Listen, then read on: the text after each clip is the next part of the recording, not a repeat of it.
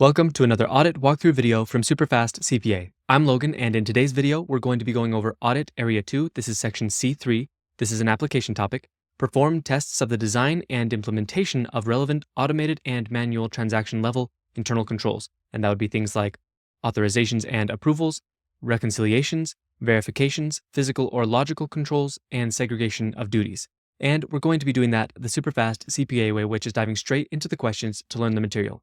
Now, if you don't know much about our strategies, make sure you go to SuperfastCPA.com and sign up for our free 1-hour webinar training. Again, it's free, it is 1 hour, and we will teach you the key ingredients to passing the CPA exam. After you watch that webinar, you're going to want to learn more, so make sure you also check out becoming a SuperfastCPA Pro member. Pro members get access to the full 10-question versions of these 5-question YouTube videos, so just to make sure that's clear. In today's video, we're only going to be going over 5 questions, but SuperfastCPA Pro members will get access to the full 10-question video where they can get a little bit more practice and a little bit more understanding. So again, if you like this, make sure you check out becoming a pro member. With all that, let's dive straight into the questions for this video. All right, here we are at question 1. Let's just dive straight in. In which of the following situations would automated controls most likely be used instead of manual controls? Okay, let's walk through the options. Option A, a company processes a high volume of routine transactions daily. Option B, a manager performs a detailed review of complex, non-standard contracts. Option C, an employee manually verifies supporting documents for an unusual transaction. Or Option D, a small business owner personally reviews and approves each expense report. Okay, so based on just the idea of automated controls, which one of these do you think has to do with automated controls? I don't think it's too difficult, so if you need to, pause the video. If not, I think let's just dive straight into this explanation to start learning about automated and manual controls. Okay, here we are. The answer is A, a company processes a high volume of routine transactions daily. Okay. So that's a situation where you would want to have automated controls instead of manual controls. Let's read the explanation to learn the difference between the two. Automated controls are most commonly used in situations involving a high volume of repetitive transactions where standard rules can be applied consistently by a system. These controls reduce errors, improve efficiency, and ensure compliance by automating tasks such as data validation, system-enforced approvals, and exception reporting. Now let's learn about manual controls. Manual controls, in contrast, are typically used when human judgment is necessary, such as for complex or unusual transactions, subjective evaluations, or cases where automated rules would not be sufficient. While automation enhances efficiency, manual oversight remains crucial for decisions requiring professional judgment. So that's kind of the difference between automated and manual controls. Those are the situations where you would want to use them. Automated when it's something that is consistent, it happens all the time. It happens in a high volume, something that can just be done over and over and over again. Whereas with manual, you want to do things that are less common, maybe big transactions or things that don't happen that often, or something that, again, has a lot of personal judgment that's going to be needing to be applied. So we learned the difference between automated and manual controls and when you would want to use either one. Now let's go to the next question. Okay, here we are at question 2. Which of the following would not be a control designed to prevent unauthorized access? Okay, let's go through the options. Option A, implementing firewalls that require users to enter valid login credentials. Option B, immediately disabling system access for terminated employees. Option C, allowing employees to override automated security controls when necessary. Or Option D, restricting access to sensitive data based on job responsibilities. Okay, so out of those options, again, which one is going to not really prevent unauthorized access? Again, I think this is one of those situations where as long as you're paying attention and you're reading through, you'll be able to pick out the correct answer. So if you don't know the answer, that's okay. Maybe pause the video and read through it. But if you do already know the answer, that's great. We're going to look at the explanation together to learn a little bit more about authorization and things like that. Okay, here we are. The answer is C, allowing employees to override automated security controls when necessary is, of course, if you think about it, not something that would really prevent unauthorized access. In fact, it would probably cause it a lot of the time. So let's walk through the explanation. Preventative controls are designed to restrict unauthorized access and protect systems from misuse. Examples include firewalls that enforce authentication, access restrictions based on job roles, and promptly removing system access for terminated employees to prevent potential security risks. These measures ensure that only authorized individuals can access sensitive systems and data. So we're talking about preventative controls that make it so that the correct authorization policies are followed. Allowing employees to override automated security controls weakens access protections and increases the risk of unauthorized changes or data breaches. Automated controls should be designed to prevent unauthorized overrides, ensuring that security measures remain in place without exceptions that could be exploited. So again, we were kind of talking about authorization, and there need to be controls in place to make it so that unauthorized access to different things, different systems, can't happen, that it can't be overridden, and that employees only have access to what they need to have access to. Okay, with that, let's go to the next question. Okay, here we are at question 3, and something I always like to point out when it's an option is read the last part of the question first. Now, we haven't really gotten to do that throughout this video so far because they were just like one-sentence questions, but if you ever see a question that has multiple sentences or even multiple paragraphs, you always want to read the last part of the question first because a lot of times that is going to give you context for what the question is trying to talk about. And again, you read this so that you know what you're dealing with as soon as possible. And imagine this on test day, that's going to help you move more quickly through the questions because you will know what you're dealing with in each question more quickly. So let's read the last part of the question first. Which of the following controls would most likely have detected this error earlier? Okay, so immediately, if we were on test day and we were taking the audit exam, we would know we're talking about controls that would detect an error. That's the kind of thing we're dealing with in this question, and that would immediately kind of start you thinking about that stuff. And then as we read through the rest of this, you would be able to pick out what the correct answer is because you already know what to start thinking about. So let's go up to the top. A company's monthly financial close process revealed that a customer payment of $10,000 was recorded in the accounting system but never deposited into the company's bank account. So again, which of the following controls would most likely have detected this error earlier? So let's go through the options. Option A, segregation of duties between cash receipts processing and bank reconciliations. Option B, a reconciliation of recorded cash receipts to bank deposits. Option C, an automated approval process for customer invoices. Or option D, a system control preventing duplicate invoice entries. Okay, so again, out of these options, which one of them is going to be something that would have detected this payment being recorded in the system, but not being recorded in the bank account? So if you need to, pause the video, kind of think through this. We haven't really talked about this yet, but again, based on what we've learned so far, I think you could kind of get the idea of this. So pause the video if you need to, and when you're ready to come back, we'll look at the answer together. Okay, here we are. The answer is B, a reconciliation of recorded cash receipts to bank deposits. So let's go through the explanation. A cash receipts to bank deposit reconciliation would have detected this error by comparing the company's recorded cash receipts with actual bank deposits. This type of reconciliation ensures that all payments recorded in the accounting system were properly received and deposited in the bank, identifying missing or misapplied payments. So a reconciliation can help you by making sure that you're comparing this is here, this isn't here, so you know where the error is. Other controls, such as segregation of duty, and that was option A, help prevent fraud but do not directly catch errors like a missing deposit. Automated approvals, like option C, and duplicate entry controls, such as option D, address different risks relating to invoicing, not cash receipt discrepancies.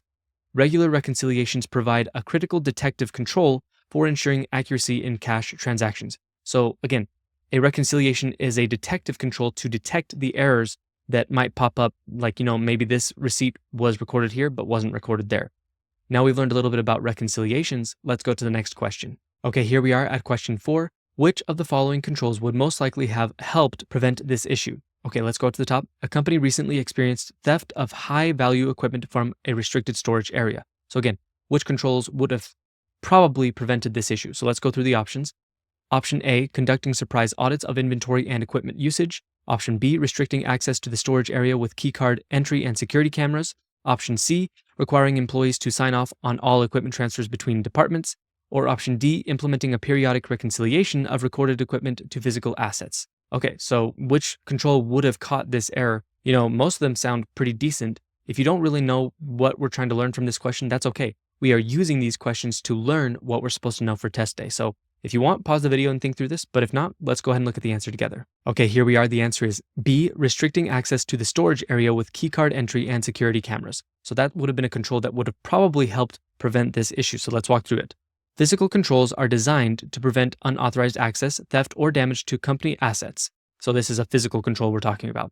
In this case, restricting access with keycard entry and security cameras would help prevent theft by limiting who can enter the storage area and providing a record of activity. These controls reduce the likelihood of both internal and external theft by enforcing accountability and deterrence. Now let's walk through the rest. While other options provide valuable detective controls, they do not directly prevent theft. Surprise audits, that was option A, and reconciliations, option D, help identify missing assets, but only after the loss has occurred. Requiring sign-offs for equipment transfers, and that was option C, adds accountability, but does not physically restrict access to the storage area. Strong physical controls are essential for preventing theft before it happens, instead of detecting the theft after it already happened. Okay, now we learned about physical controls there. Let's go to the next question. Okay, here we are at question 5. Which of the following controls would have most effectively prevented this fraud? So let's go up to the top. At a mid-sized company, the same employee is responsible for entering new vendor information into the system and processing vendor payments. During an internal audit, it was discovered that this employee has created fake vendor accounts and issued payments to them, directing funds to their personal bank account. So again, which of the following controls would have most effectively prevented this fraud? So let's walk through the options. Option A, implementing a system restriction that prevents the same user from both entering new vendors and processing payments. Option B, requiring all vendor invoices to be approved by a manager before payment. Option C, conducting periodic reconciliations of vendor payments to bank records. Or option D, encrypting vendor payment details in the system to prevent unauthorized access. So based on what we have read in this, I think that probably one or two of the options sound more correct than the others, and that's going to be the case a lot of the time in audit. So pause the video, think through this, pick an option that you think is correct, and when you're ready, come back, we'll look at the answer together to see which one of these controls would have prevented this fraud most effectively. Okay, here we are. The answer is A, implementing a system restriction that prevents the same user from both entering new vendors and processing payments. And that makes sense, so let's walk through this. This situation highlights a segregation of duties, or SOD, failure, where one employee had too much control over the process, enabling them to commit fraud without oversight. The most effective control to prevent this issue is a system restriction that ensures no single user can both set up new vendors and process payments, requiring multiple employees to complete the transaction. This prevents fraudulent activity by requiring collusion for fraud to occur, making it much harder to manipulate financial records. And again, collusion, we talked about this a few videos ago, is something that you can't really avoid no matter what you do. So if employees really want to, they can collude and get around controls. But you want to have segregation of duties for these controls to make it much more difficult so that they pretty much have to do collusion if they want to commit fraud. Now let's go through the rest of the explanation. While managerial invoice approvals, and that was option B, help review expenses, they may not catch fraudulent vendor setups. Reconciliations, and that was option C, are useful as a detective control but would not prevent fraud from occurring in the first place. Encrypting payment details, and that's option D, protects data but does not stop an employee with full access from misusing their privileges. Proper segregation of duties is essential in preventing fraud by limiting any one person's control over an entire process. And with that, we've learned quite a bit in just 5 questions. Before we do anything else, let's do one more part of the SuperFast CPA process called Pillar Topics. Now, the idea behind Pillar Topics is as you're going through the questions to learn the material, you will notice the things that keep popping up. You've seen a whole bunch of questions teaching you the difference between automated and manual controls, or whatever the case is. You notice these things throughout the questions, and so you take a moment and you write them out in your own words as the pillar topics, as the key points. And as you're doing this each day, you're building your own personal repository in your own words of the most important things you need to know for the exam based on the questions you learned from. So let's go ahead and look at the pillar topics for this video. Okay, here we are at the pillar topics. Let's just dive straight in. Automated versus manual controls. Automated controls are best for high-volume, repetitive transactions with clear rules, while manual controls are necessary for complex, judgment-based decisions. Now let's talk about preventing unauthorized access. Strong access controls such as firewalls, which are there to prevent unauthorized access, right? Role-based system restrictions and immediate removal of terminated employees' access help prevent unauthorized system entry. And then let's talk about reconciliations as detective controls.